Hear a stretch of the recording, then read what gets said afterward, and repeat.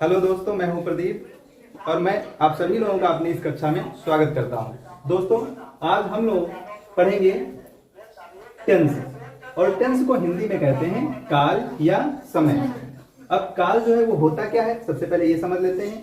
काल ये होता है कि क्रिया के जिस रूप में कार्य के होने या करने का पता चलता है उसे हम कहते हैं, क्या कहते हैं, काल या समय।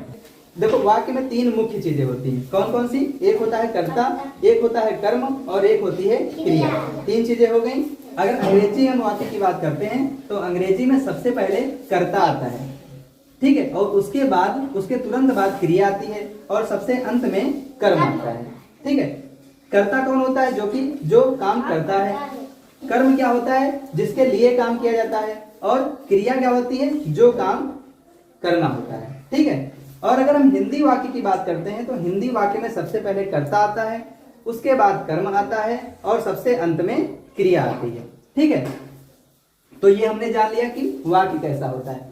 दूसरे, इसके अलावा जान लें कि जो वर्ब होती है हमारी, अर्थात जो क्रिया होती है, वो उसके रूप कैसे बदलते हैं समय के अनुसार, ठीक है। तो यहां पर हमने एक क्रिया ले रखी है, ईट। ईट का मतलब होता है खाना, ठीक है। ईट का मतलब होता है खाना। ईट को ही हमने लेके सारे यहाँ पे वाक्य लिखे हुए हैं ताकि तुम लोगों को आसानी से समझ में आए। अब यहाँ पे जो हमने वर्ब को है अलग अलग फॉर्म्स में डिवाइड कर दिया है और यही वर्ब हमें बताएंगी कि वाक्य जो है वो प्रेजेंट में है कि पास्ट में है कि फ्यूचर में है, किस समय की बात हो रही है। तो यहाँ पे अगर वर्ब की पहली फॉर्म की बात करते हैं ईट की, तो उसकी स्पेलिंग होती है EAT। वर्ब की अगर हम सेकंड फॉर्म की बात करते हैं तो वहां पर ईट की स्पेलिंग होती है ATE, मतलब एट। और अगर हम वर्ब की थर्ड फॉर्म की बात करते हैं तो वहां पर ईट की स्पेलिंग होती है EATEN, मतलब ईटन, ठीक है। और वर्ब की ING जो फॉर्म होती है, अगर हम इसकी बात करते हैं तो ईट में ING लग जाता है। EAT लिखा है, उसमें हम लगा देंगे ING, ईटिंग, ठीक है। अभी ये सारी चीजें समझ में आ जाएंगी, ठीक। अब हम आ जाते हैं अपने टेंस पे। तो यहां पर हम देखते हैं कि काल को हमने तीन भागों में बांट रखा है। तो जो समय हमारा होता है वो तीन प्रकार का होता है। एक समय जो बीता हुआ समय है, एक समय जो आने वाला समय है और एक समय जो इस समय चल रहा है, ठीक है। जो बीता हुआ समय होता है उसको हम कहते हैं पास्ट टेंस, जो आने वाला समय होता है उसको हम कहते हैं फ्यूचर टेंस, और जो चल रहा समय होता है उसको हम कहते हैं प्रेजेंट टेंस। जैसे मैं इस समय आप लोगों को पढ़ा रहा हूं तो ये जो है प्रेजेंट की बात हो रही है। हमने कल आपको पढ़ाया था वो पास्ट की बात हो गई, और मैं कल आपको पढ़ाऊंगा वो बात हो गई भविष्य काल की, यानी कि फ्यूचर टेंस की, ठीक है। तो अब सभी जो टेंस हैं उनके चार चार भाग होते हैं, ठीक है। अब जैसे मैं पास्ट टेंस की बात करता हूं तो यहां पर पास्ट का जो पहला है उसको हम कहते हैं पास्ट इंडेफिनिट टेंस, ठीक है। और दूसरा पास्ट कॉन्टिन्यूअस टेंस, तीसरा पास्ट परफेक्ट टेंस और चौथा पास्ट परफेक्ट कॉन्टिन्यूअस टेंस। यहाँ पर नीचे आया नहीं है, इसको हम अगले पेज में बता देंगे, ठीक है। उसी तरीके से प्रेजेंट की बात करते हैं तो present indefinite, present continuous, present perfect और प्रेजेंट परफेक्ट कॉन्टिन्यूअस। उसी तरीके से फ्यूचर की बात करते हैं तो future indefinite, future continuous, future perfect और फ्यूचर परफेक्ट कॉन्टिन्यूअस टेंस। अब सबसे पहले हम बात करते हैं पास्ट इंडेफिनिट, प्रेजेंट इंडेफिनिट और फ्यूचर इंडेफिनिट, ठीक है। तीनों को एक साथ बात करेंगे तब हमें समझने में आसानी रहेगी, ठीक है। अगर पास्ट इंडेफिनिट की बात करते हैं तो इसका उदाहरण सबसे पहले हम देखते हैं। उदाहरण में लिखा राम खाना खाता था, मतलब ये बात हो चुकी है, ये बात हो चुकी है, ठीक है। अभी नहीं खा रहा है, खाना खाता था मतलब कभी खाता होगा। तो इसको अगर हम बदलेंगे अंग्रेजी में तो इसकी स्पेलिंग क्या हो जाएगी? Ram ate the food. अब यहाँ देखो ईट नहीं आया, यहाँ पे एट आया। क्यों आया? क्योंकि इसकी पहचान होती है कि जो पास्ट में वाक्य होता है उसमें हमेशा वर्ब की सेकंड फॉर्म का प्रयोग होता है, और वर्ब की सेकंड फॉर्म यहाँ पे क्या लिखी है हमने? एट। तो इसीलिए ईट की जगह क्या लिखा? Ate. Ram ate the food, ठीक है। फूड माने होता है खाना, राम करता है और फूड क्या है? कर्म है, ठीक है। और ऐसे वाक्यों की पहचान क्या होती है? इन वाक्यों के अंत में आता है ता, था, ती, थी या ते, थे। ठीक है। उसी तरीके से अगर हम प्रेजेंट इंडेफिनिट की बात करते हैं तो इसमें उदाहरण क्या है? राम खाना खाता है। ये हैबिट की बात कर रहा है, आदत की बात कर रहा है। राम की आदत क्या है? खाना खाने की। वो खाना खाता है, अक्सर खाना खाता रहता है। तो इसकी स्पेलिंग क्या हो जाएगी? Ram eats the food. अब यहां पे देखो ईट की पहली फॉर्म का प्रयोग किया गया है। क्यों? इसकी पहचान होती है कि इसमें जो वर्ब होती है उसकी फर्स्ट फॉर्म का प्रयोग होता है। और अगर वर्ब जो है, अगर जो करता है वो अकेला है, करता अगर अकेला है तो उसमें हम जो हमारी क्रिया होती है उसके अंत में यस या ईएस का प्रयोग करते हैं। वो अलग अलग सिचुएशन होती हैं जब हम एस का प्रयोग करते हैं या ईएस का प्रयोग करते हैं, उसको हम बाद में बताएंगे। ठीक है। और इन वाक्यों की हिंदी में पहचान क्या होती है? इनकी पहचान होती है ता है, ती है, ते है। कर्ता और वर्ब, वर्ब की फर्स्ट फॉर्म, उसके बाद कर्म मतलब ऑब्जेक्ट। ठीक है।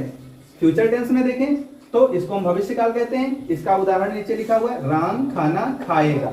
अभी खाना नहीं खाया है, खाना खाएगा, भविष्य की बात हो रही है। ठीक है।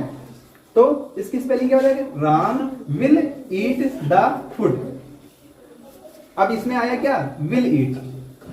अब इसकी अगर हम पहचान देखते हैं तो इसकी पहचान हिंदी में अंत में आता है गा, गी, गे। जैसे वे जाएंगे, गा आया लास्ट में, गे आया। ठीक है। मैं जाऊंगा, गा आ रहा है कि नहीं आ रहा है? ठीक है। उसी तरीके से गा, गी, गे इनमें आता है। और अंग्रेजी में इनकी पहचान क्या होती है? या तो विल होगा या तो शैल होगा, और उसके साथ साथ जो वर्ब आएगा उसकी फर्स्ट फॉर्म का प्रयोग होगा। ये देखो वर्ब की फर्स्ट फॉर्म क्या है? EAT। यहाँ पे क्या लिखा है? EAT। उसके साथ साथ या तो विल लगेगा या तो शैल होगा लगेगा। इसमें भी अलग अलग सिचुएशन होती हैं, उसको भी हम बाद में बताएंगे।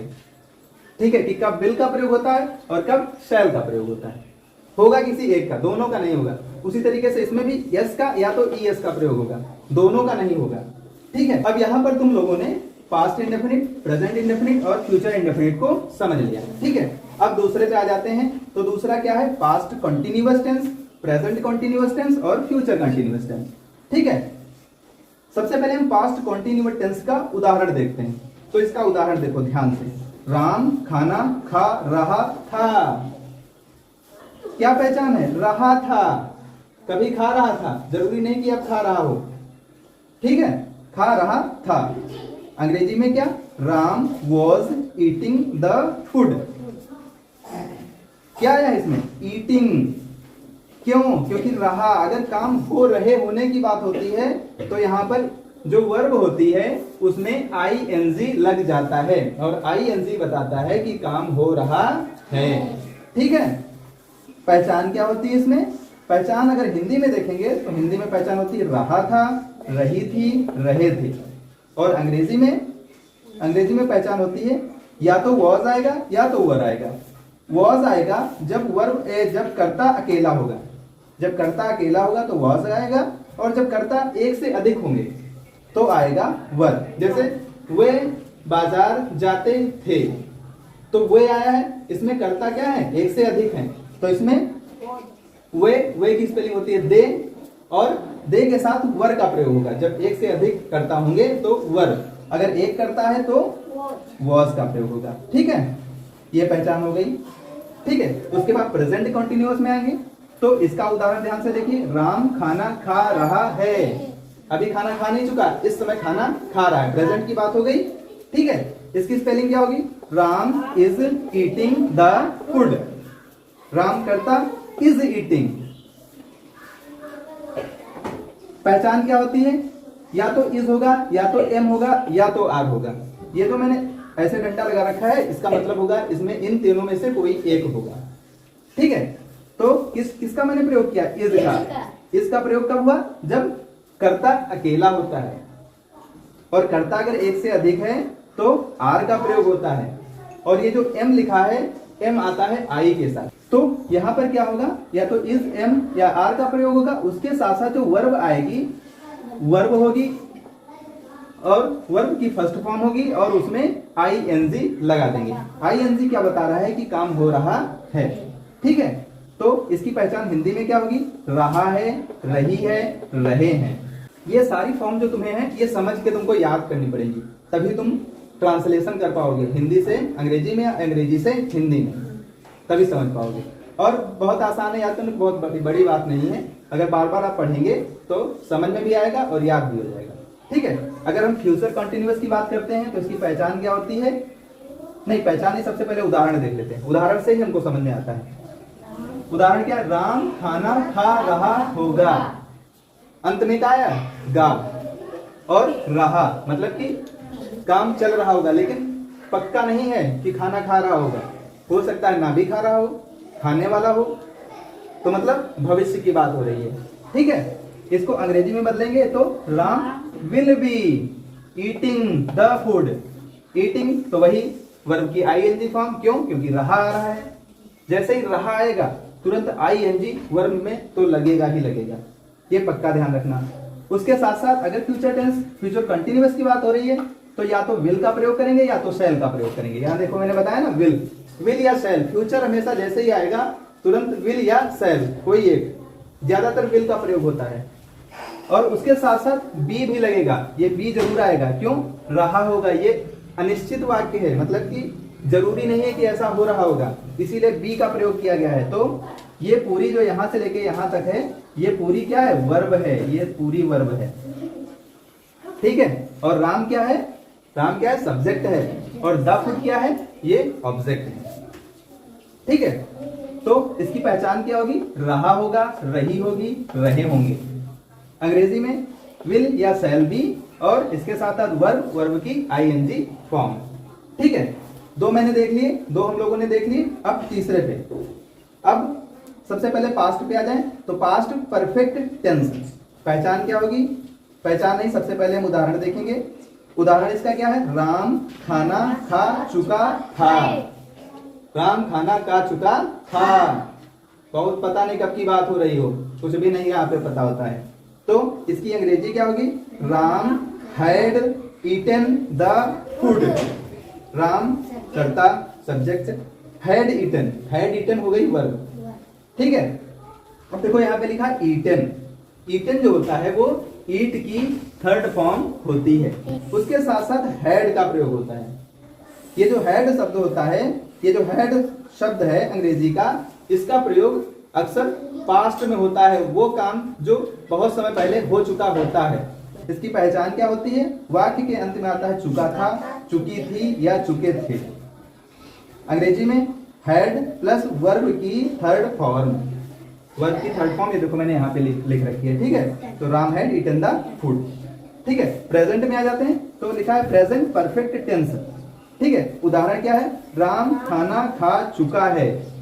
अब ये बहुत समय पहले की बात नहीं हो रही, ये अभी अभी तुरंत की बात हो रही है, इसका मतलब प्रेजेंट की बात हो रही है, इसीलिए ये वाक्य प्रेजेंट में लिखा हुआ है। ठीक है, प्रेजेंट की बात हो रही है। इसकी अंग्रेजी क्या होगी? Ram has eaten the food. Ram क्या है? सब्जेक्ट, द फूड क्या है? ऑब्जेक्ट, हैज ईटन क्या है? वर्ब। ईटन क्या बता रहा है? ईटन बता रहा है कि काम हो चुका है, थर्ड फॉर्म, वर्ब की थर्ड फॉर्म, उसके साथ साथ हैज। तो इसकी पहचान क्या होती है? इसकी पहचान होती है वाक्य के अंत में आता है चुका है, चुकी है, चुकी हैं। ठीक है, अंग्रेजी में या तो हैज या तो हैव। हैज का प्रयोग कब होगा? जब सब्जेक्ट होगा सिंगुलर, सब्जेक्ट मतलब अकेला होगा। तो राम यहाँ पे अकेला है ना, तो हैज का प्रयोग हुआ। अगर सब्जेक्ट प्लूरल हुई, मतलब कि बहुवचन हुई, एक से ज्यादा हुए, तो हैव का प्रयोग होगा। अब हम फ्यूचर परफेक्ट टेंस की बात करेंगे, तो सबसे पहले हम इसका उदाहरण देखते हैं। उदाहरण में लिखा है राम खाना खा चुका होगा। एक अनुमान कि राम ने खाना खा लिया होगा, पक्का नहीं है कि खाना खा लिया होगा, एक अनुमान लगा रहे हैं। तो इसकी अंग्रेजी क्या होगी? Ram will has eaten the food. Ram will has eaten the food. Ram यहाँ पे सब्जेक्ट है यानी कि कर्ता है, और द फूड यहाँ पे ऑब्जेक्ट है यानी कि कर्म है, और विल हैज ईटन जो है ये क्रिया है यानी कि वर्ब है। ठीक है, तो इसकी पहचान क्या होती है? या तो चुकी होगी, या चुका होगा, या चुके होंगे। ठीक है, अंग्रेजी में पहचान क्या होगी? या तो विल का प्रयोग या तो शैल का प्रयोग किया जाएगा, उसके साथ साथ या तो हैज का प्रयोग या हैव का प्रयोग। ठीक है, और उसके साथ साथ वर्ब की थर्ड फॉर्म का प्रयोग यहाँ पे किया जाएगा। ठीक है, तो बच्चों आइए यहाँ पर हम चौथे टेंस के प्रकार को भी समझ लेते हैं। हमने बताया था कि टेंस 3 प्रकार के होते हैं, पास्ट टेंस, प्रेजेंट टेंस और फ्यूचर टेंस। ठीक है, अब पास्ट का जो चौथा भाग होता है वो होता है पास्ट परफेक्ट कॉन्टिन्यूअस टेंस। उसी तरीके से प्रेजेंट का present perfect continuous tense, future का फ्यूचर परफेक्ट कॉन्टिन्यूअस टेंस। इसमें सीधा सीधा आपको ये दिया होता है कि काम हो रहा है या हो रहा था या हो रहा होगा, और उसके साथ साथ हमको समय भी दिया होता है यहाँ पर कब से हो रहा है। ठीक है, अब इसका अगर हम उदाहरण देखते हैं तो अगर पास्ट टेंस का उदाहरण देखें तो लिखा है राम 2 घंटे से खाना खा रहा था। कितने घंटे से? 2 घंटे से। इसका अनुवाद देखते हैं, राम कर्ता यानी कि सब्जेक्ट, हैड बीन ईटिंग मतलब खाना खा रहा था, क्या? The food, for 2 hours, for 2 hours मतलब कि 2 घंटे से। इसकी पहचान क्या होती है? इसकी पहचान होती है कि इसमें समय दिया रहता है, उसके साथ साथ रहा था, रही थी, रहे थे, किसमें? पास्ट परफेक्ट कॉन्टिन्यूअस टेंस में। ठीक है, इसका वाक्य कैसे बनता है? सबसे पहले सब्जेक्ट आएगा, उसके बाद हैड बीन आएगा, उसके बाद वर्ब आएगा और वर्ब की आईएनजी फॉर्म आएगी क्योंकि रहा है आधा। ठीक है, उसके बाद ऑब्जेक्ट आएगा और उसके बाद सिंस या फॉर का प्रयोग होता है। अब ये सिंस और ये फॉर का प्रयोग कब होता है? सिंस का प्रयोग तब होता है जब समय निश्चित होता है और फॉर का प्रयोग तब होता है जब समय अनिश्चित होता है, इसीलिए यहाँ पर फॉर का प्रयोग किया गया है। ठीक है, उसके बाद आगे बढ़ते हैं। अब प्रेजेंट परफेक्ट कॉन्टिन्यूअस टेंस, इसका उदाहरण क्या है? राम 2 घंटे से खाना खा रहा है। बहुत भूखा था, कितने घंटे से खा रहा है? 2 घंटे से लगातार खा रहा है। इसका अनुवाद करेंगे, Ram has been eating the food for 2 hours. Ram क्या है? यहाँ पे कर्ता है, हैज बीन ईटिंग क्या है? क्रिया है, द फूड क्या है? कर्म है यानी कि ऑब्जेक्ट है, फॉर 2 आवर्स मतलब कि समय है। क्या है? समय है। इसकी पहचान क्या होती है? इसमें समय दिया रहता है और उसके साथ साथ रहा है, रही है या रहे हैं का प्रयोग होता है। ठीक है, अंग्रेजी में सब्जेक्ट आता है सबसे पहले, उसके बाद हैज या हैव आता है कर्ता के हिसाब से, अगर सिंगुलर तो हैज, अगर प्लूरल तो हैव, उसके साथ बीन आता है और उसके साथ साथ वर्ब की आईएनजी फॉर्म आती है और उसके बाद ऑब्जेक्ट आता है और उसके बाद सिंस या फॉर का प्रयोग होता है। उसके बाद टाइम लिख दिया जाता है या समय लिख दिया जाता है। आगे चलते हैं तो फ्यूचर परफेक्ट कॉन्टिन्यूअस टेंस, इसका उदाहरण क्या है? राम 2 घंटे से खाना खा रहा होगा। 2 घंटे से खा रहा होगा लगातार। ठीक है, इसको अनुवाद करेंगे तो क्या होगा? Ram subject, will has been eating. Will बताता है कि जो वाक्य है वो फ्यूचर टेंस में है। विल के साथ बाद आगे वाला वाक्य बताएगा कि वो किस फॉर्म में है। ठीक है, विल हैज करता सिंगुलर, हैज का प्रयोग, उसके बाद बीन लगता है अगर टाइम दिया हुआ है। ठीक है, उसके बाद ईटिंग मतलब वर्ब की आईएनजी फॉर्म, उसके बाद द फूड मतलब कि ऑब्जेक्ट या कर्म, फिर क्या? फॉर 2 आवर्स, कितने घंटे से? 2 घंटे से। ठीक है, इसकी पहचान क्या होती है? समय आता है, फिर उसके बाद रहा होगा, रही होगी या रहे होंगे। वाक्य कैसे बनता है? सब्जेक्ट प्लस विल या शैल का प्रयोग करते हैं, किसके हिसाब से? कर्ता के हिसाब से। फिर हैज या हैव का प्रयोग करते हैं कर्ता के हिसाब से, फिर बीन लगता है, उसके बाद वर्ब की आईएनजी फॉर्म लगती है, उसके बाद ऑब्जेक्ट आता है और उसके बाद सिंस या फॉर या फ्रॉम का प्रयोग होता है। तो बच्चों यहाँ पर हमने तीनों टेंस को बहुत ही विस्तार से समझा और हमने तीनों टेंसों के चारों भागों को एक एक उदाहरण के साथ समझा। अब यहाँ पर हम कुछ उदाहरण लिखे हुए हैं, कुछ हिंदी में हैं और कुछ अंग्रेजी में हैं। इनको हम पढ़कर फिर पता करेंगे कि ये किस टेंस में हैं। ठीक है, तो सबसे पहले पढ़ते हैं पहला उदाहरण। ठीक है, पहला उदाहरण क्या है? वह बाजार जा रहा था। कुछ भी मत देखो, सबसे पहले देखो वर्ब। ठीक है, वह बाजार जा रहा था। रहा किस में आता है? कॉन्टिन्यूअस में, जब काम लगातार चल रहा होता है। अगर था आया है तो था बताता है पास्ट, यानी कि ये जो सेंटेंस है ये पास्ट कंटिन्यूअस में है। हम केवल क्रिया देख के बता देंगे कि वो वाक्य जो है वो किस टेंस में है। ठीक है, तो यहां पर हम लिख लेते हैं किस में है, पहला पास्ट कॉन्टिन्यूअस में, कॉन्टिन्यूअस में, बस इतना टेंस बाद में। ठीक है, दूसरा वाक्य पढ़ते हैं, मैं चाय पीता हूं। कुछ मत देखो, सीधे क्रिया देखो। पीता हूं, ता है, ती है, ते है, किसमें आता है, प्रेजेंट में। और प्रेजेंट का कौन सा, इंडेफिनिट। कौन सा, ता है, ती है, ते है आता है नहीं, इंडेफिनिट। तो इसमें कौन सा हो जाएगा, प्रेजेंट,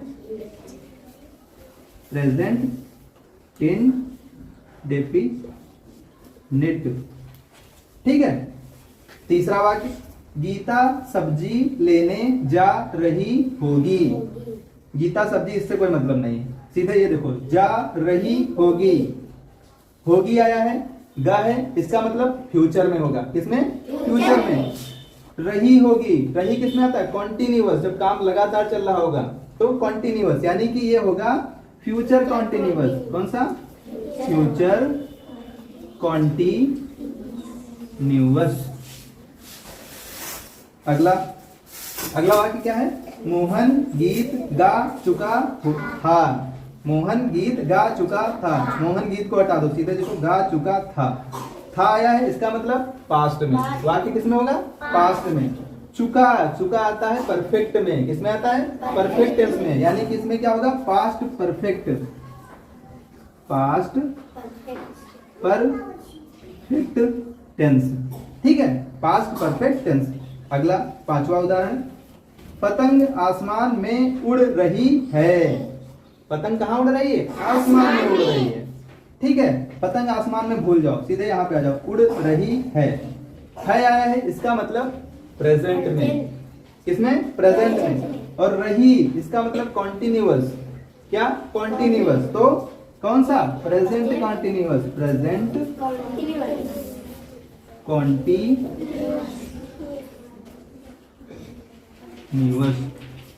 ठीक है, अब ये हिंदी वाले हमने 5 उदाहरण देख लिए, अब अंग्रेजी वाले 5 उदाहरण देखते हैं। इसमें भी तो पहचानना जरूरी है, तभी तो हम ट्रांसलेशन कर पाएंगे।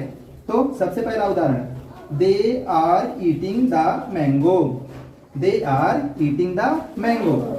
कुछ मत देखो, सबसे पहले क्या देखो, क्रिया देखो, यानी कि वर्ब देखो। आर ईटिंग, ईटिंग आया है मतलब रहा, कॉन्टिन्यूअस। आर, इसका मतलब प्रेजेंट कॉन्टिन्यूअस। टाइम इसमें दिया है, नहीं दिया है। अगर टाइम दिया होता तो प्रेजेंट परफेक्ट कॉन्टिन्यूअस हो जाता, लेकिन टाइम नहीं दिया है, इसलिए ये होगा प्रेजेंट कॉन्टिन्यूअस में, प्रेजेंट कॉन्टिन्यूअस। अगला वाक्य, I had been watching the TV since morning. देखो, सिंस मॉर्निंग टाइम आ गया, उसके साथ साथ वॉचिंग भी आ गया, वर्ब की आईएनजी फॉर्म, और सिंस मॉर्निंग टाइम भी आ गया। इसका मतलब ये परफेक्ट कॉन्टिन्यूअस होगा। कौन सा परफेक्ट कॉन्टिन्यूअस, ये हम बताएगा हमको हैड। क्या बताएगा, हैड। हैड किसमें आता है, पास्ट में। ठीक है, तो इसमें हो जाएगा पास्ट परफेक्ट कॉन्टिन्यूअस टेंस। क्या हो जाएगा, पास्ट परफेक्ट कॉन्टिन्यूअस टेंस। अगला उदाहरण क्या है, they will have done that work. यहां पे सबसे पहले देखो विल आया है। क्या आया है, विल। इसका मतलब ये फ्यूचर में है। किसमें, फ्यूचर में।